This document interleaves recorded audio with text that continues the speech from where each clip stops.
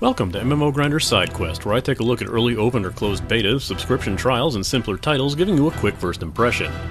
Today I'll be looking at Royal Quest, a simply named top-down dungeon-crawling MMO brought to us by Katarui and 1C Online Games, currently in a free-to-play open beta and available on Steam. Though I was given a starter pack key for this game by 1C themselves back in November, I've opted not to use it for the purpose of this first impressions video.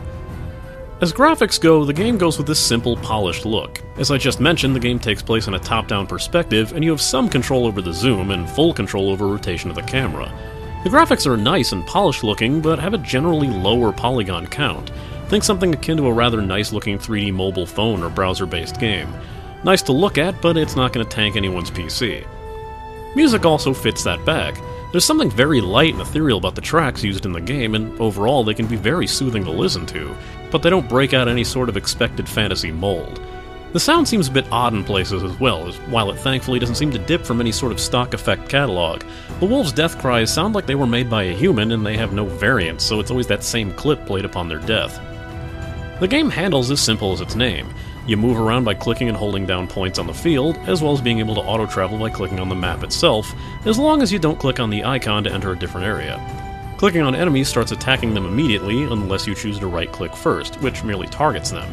Most useful for a range class that would rather open with a big attack than face down a chasing enemy while trying to cast a better skill. The questing itself is fairly simple as well. Click on an NPC with an exclamation mark and take the quest or quest listed. The areas you need to go to for that quest will be clearly marked on your map with further exclamation points. Save for the occasions where the quest item drop rate was much lower than I would have expected, there were very few instances of actual difficulty in the starting quests. Even when the game outright stated that I would need 4 players to complete a quest, I soloed it with no issue whatsoever, making me think that you'll either outlevel your quests pretty fast in this game, or they're just not tuned that well right now. Perhaps if I were to delve in further, I'd find more of a challenge. As far as other players go, there's not too many around. I did run into a few, but in typical fashion of any game with a dueling system, most players would just request duels with every player that walked past them, regardless of their level difference, and not too many people bothered to speak while in-game. And the occasions that they did, it wasn't in English. In addition to dual PvP systems, some dungeon areas have an open PvP system, something that I didn't figure out until I helped another player finish off a monster, and then was immediately attacked and killed before I realized that he was the one attacking me. These areas are clearly marked, but it did catch me off guard the first time I ran into one. There's some major points of contention among the community regarding this payment model. There's a subscription-like option in the game, boosting experience gains, monster drop rates, decreasing the death penalty, granting use of the portal skill, free teleports, and even an increase in gold. That's hardly the final time this game will ask you to buy something with real cash points.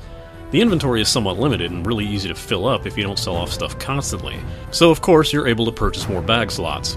You may find a chest in the field that will not open unless you buy a special key for it. If you want to upgrade your gear without fear of having it downgraded or destroyed, you can purchase cash shop items to prevent that. Lots of really standard cash shop stuff, but there's just so much of it that players are quite wary about this, especially since there's an occasional open PvP aspect that some players would definitely be able to take advantage of. While simplicity for simplicity's sake isn't everyone's cup of tea, Royal Quest is at least a nicely made title from what I've seen so far, and I was definitely interested in playing further, although it might better suit the casual players looking for something simple to jump in and out of. Perhaps in time I'll take a look at this game more thoroughly, but until then, I'll give it some time to reach a solid launch date, or at least get a bit more of a foothold into its open beta. This has been an MMO Grinder Sidequest, and it's time I logged out.